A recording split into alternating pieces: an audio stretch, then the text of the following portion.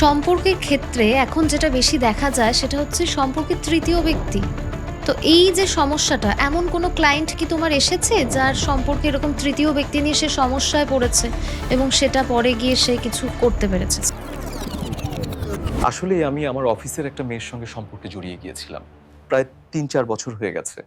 কিন্তু এখন আমি এটা থেকে বেরিয়ে আসতে চাই। ওনার বুকিং নিয়েছি, আমি স্পেল কাস্টিংয়ে বসিয়েছি। এবার যেদিন আমি স্পেল কাস্টিংয়ে বসিয়েছি, প্রীতি তোমাকে কি বলবো, ওয়াইফ এক জায়গায় দাঁড়িয়ে আছে, মানে ওয়াইফের ক্যান্ডেল প্রথমে দাঁড়িয়ে আছে, হাজবেন্ডের ক্যান্ডেল আর থার্ড পার্টির ক্যান্ডেলটা একসাথে গিয়ে জুড়ে গেছে, বুঝতে পেরেছো?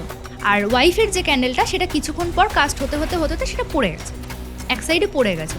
কাস্টিংটা দেখে আমি ওনার হাজব্যান্ডের সাথে কোনোভাবেই মেলাতে পারছি না যে ওনার হাজব্যান্ড যেটা বললো কেন কাস্টিং পুরো উল্টো এলো, আমি বুঝতেই পারছি না। মানে আমি ভাবছি যে হয়তো আমার কোনো রিচুয়ালে গন্ডগোল হয়েছিল, কিংবা আমি হয়তো ওনাদের নামে কোনো গন্ডগোল করেছি, থার্ড পার্সনের জায়গায় হয়তো ওয়াইফকে বসিয়ে দিয়েছি, এরকম করিনি তো।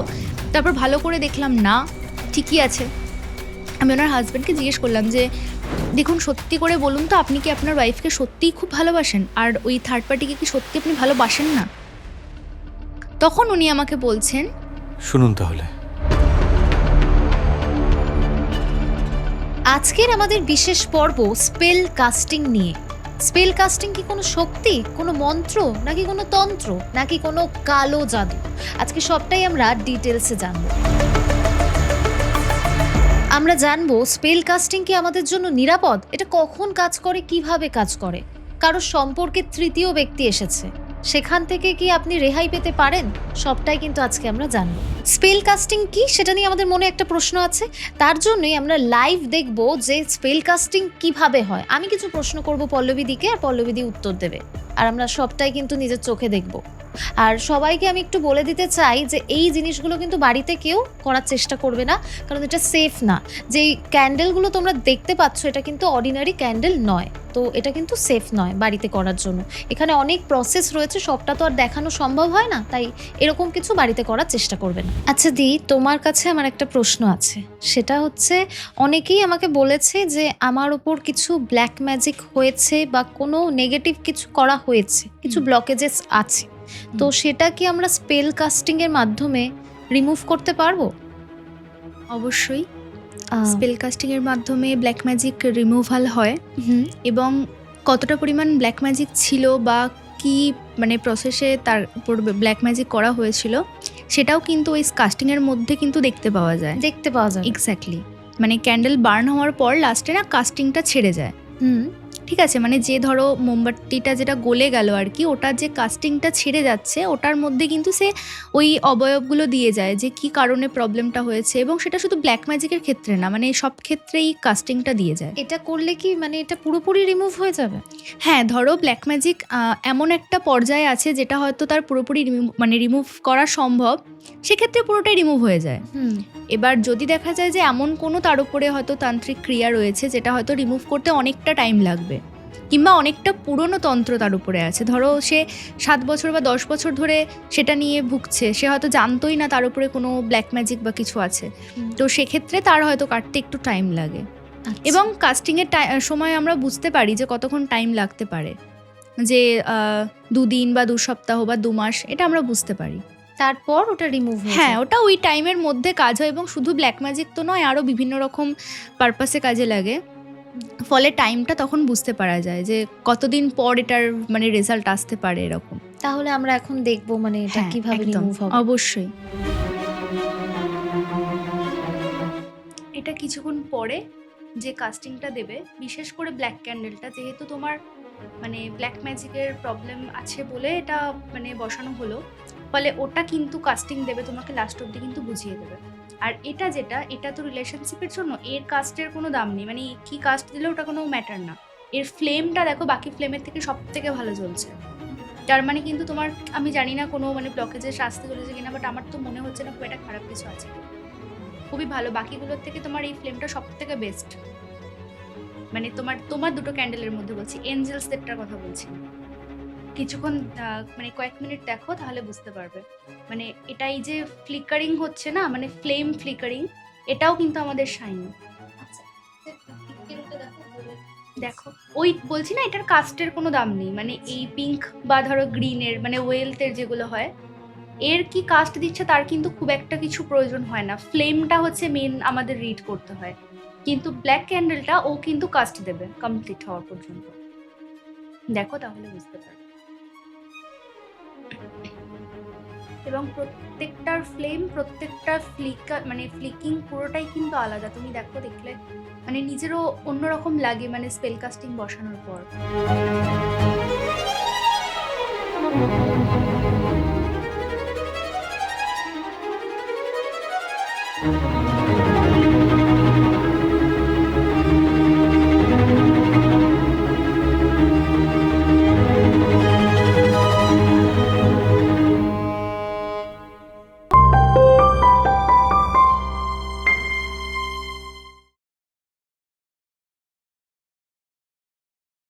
নমস্কার, আপনারা দেখছেন অ্যাস্ট্রোবুক। আর আজকের আমাদের বিশেষ অতিথি কিন্তু এর আগেও আমাদের সাথে এসেছেন, পল্লবী রয় নন্দী। পল্লবীদি একজন আকাশিক রিডার এবং একজন স্পেল কাস্টার। পল্লবীদি, কেমন লাগছে আবার এসে? নমস্কার, তোমার দর্শক বন্ধুদেরকে অনেক অনেক ধন্যবাদ আগের পডকাস্টটা এত ভালোবাসা দেওয়ার জন্য। এত কমেন্ট, এত ভালোবাসা যে আমাকে আবার আসতে হলো এখানে পডকাস্ট করতে। আর অনেক প্রশ্ন আছে, অনেক কিছুই জানার আছে, সেগুলো সম্পর্কে উত্তর দেবো আমার পক্ষে যতটা পসিবল ততটাই। অবশ্যই খুব ভালো লাগছে। তুমি কেমন আছো আগে বলো? খুব ভালো আছি, তুমি বলো। আমিও খুব ভালো আছি। দর্শকের এত ভালোবাসায় আমি আরো ভালো আছি। আজকে আমার যেটা প্রশ্ন সেটা হচ্ছে স্পেল কাস্টিং নিয়ে। স্পেল কাস্টিং জিনিসটা কি? এটা কি কোনো কালো জাদু? দেখো, এটা একটা মিসকনসেপশন আছে যে এটা কালো জাদু বা ব্ল্যাক ম্যাজিকের মধ্যে পড়ে, কিন্তু ব্যাপারটা কি বলতো, অ্যাকচুয়ালি স্পেল কাস্টিং এমন একটা মোডালিটি না, যেটা একদম মানে মাঝামাঝি থাকে, বুঝতে পেরেছো? মানে এটা হচ্ছে যারা উইকা প্র্যাকটিস করে বা যারা উইচক্রাফট প্র্যাকটিস করে ওনারাও করেন, আমরা যারা লাইট ওয়ার্কার আমরাও করি। এবার ডিফারেন্সটা হচ্ছে, যারা উইকান্স বা যারা উইকা প্র্যাকটিস করেন ওনারা কি করেন, উইচদের ইনভোক করে হয়তো একটা স্পেল কাস্টিং করছেন, মানে একটা মোমবাতিকে রেডি করে সেটা একজন উইচের মাধ্যমে তারা কাজ করছেন। যদিও উইচ ব্যাপারটাও কিন্তু নেগেটিভ নয়, কিন্তু মানে মানুষের বোঝার জন্য বলছি যদিও। আর আমরা কি করি, সেটাকে এঞ্জেলসদের বা আর্কেঞ্জেলসদের বা কোনো ভগবানকে, কোনো গড গডেসেস ওনাদেরকে ইনভোক করে আমরা স্পেল কাস্টিংটা করছি, এইটুকুই ডিফারেন্স। তবে এটা কোনো দিক থেকেই ব্ল্যাক ম্যাজিক নয় বা কালো জাদুর মধ্যে পড়ে না।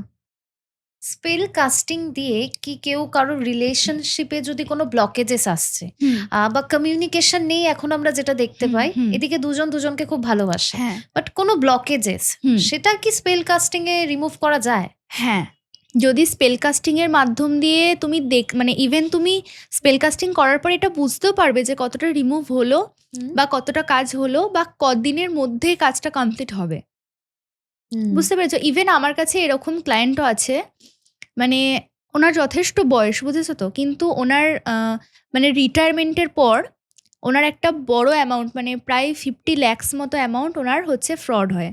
50 লাখ? ইয়েস, 50 লাখ, মানে ওনার রিটায়ারমেন্টের পর যে টাকা, মানে উনি হ্যাঁ, পেনশন না, মানে রিটায়ারমেন্টের পর যে লামসাম অ্যামাউন্টটা পাওয়া যায় আর কি, সরকারি চাকরির টাকাটা, ওই অ্যামাউন্টের পুরোটাই উনি মানে ওনার সাথে ফ্রড হয় এবং পুরোটাই চলে যায়।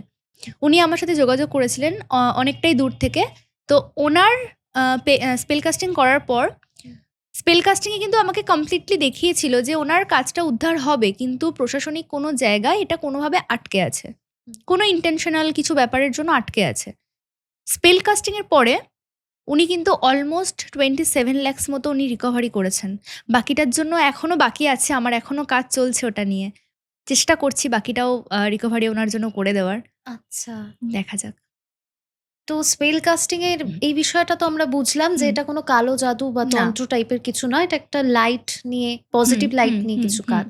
একদম। তো এটা ধরো কারোর ক্যারিয়ারের সমস্যা, হুম। সে কি স্পেল কাস্টিং করতে পারে? মানে কোনো জায়গায় গিয়ে স্টেবিলিটি পাচ্ছে না, জব হুম। পাচ্ছে না, তো হুম, হুম, তারা হুম। কি করবে? হ্যাঁ, নিশ্চয়ই। ম্যানিফেস্টেশনকে পসিবল ওয়েতে আচ্ছা। করার জন্য হয় স্পেল কাস্টিং। কোনো হুম, অসুবিধে স্পেল কাস্টিং তুমি সব ক্ষেত্রেই ব্যবহার করতে পারবে। মানে তুমি ধরো যেটা মনে, মনে চাইছো, হুম, মানুষের তো চাহিদার অভাব থাকে না। একদম। তুমি যে জিনিসটা চাইছো সেটা তুমি কোনোভাবে হয়তো ম্যানিফেস্ট করতে পারছো না সামহাউ কোনো কারণে।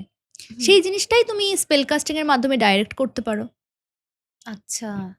রিলেশনশিপে যদি থার্ড পারসন থাকে, থার্ড পার্টি ইয়েস, সেটা রিলেশনশিপ। রিমুভ করা বা হুম, দুজনের মধ্যে মানে হয়তো ভুল বোঝাবুঝি আছে সেটা মানে মিটিয়ে দিয়ে দুজনকে কাছে নিয়ে আসা।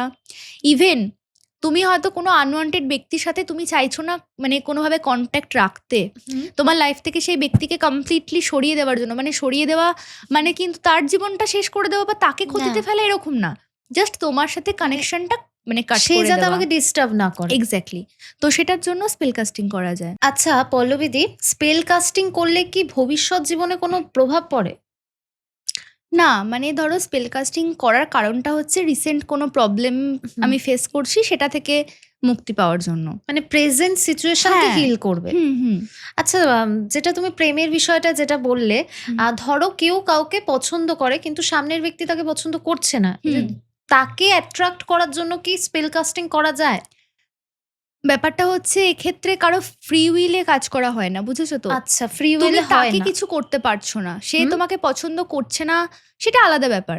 কিন্তু হুম। দেখো, একটা মানুষ আরেকজনকে পছন্দ করবে না তার তো পিছনে একটা কিছু না কিছু কারণ রিজন থাকবে। থাকে। নিশ্চয়ই। বা ওই পার্টিকুলার ব্যক্তির হয়তো কিছু ক্রাইটেরিয়া থাকবে যে আমি এরকম ব্যক্তিকে পছন্দ করি। একদম। যদি তুমি তোমার ব্যাপারে স্পেল কাস্টিং করো হুম, ওই মানে জিনিসটাকে নিয়ে, হুম। তাহলে হয়তো তোমার মধ্যে এমন কিছু সে দেখছে যেটা হয়তো সে পছন্দ করছে, ফলে সে তোমার কাছে হয়তো আসছে বা কথা বলছে, সেটা হতেই পারে।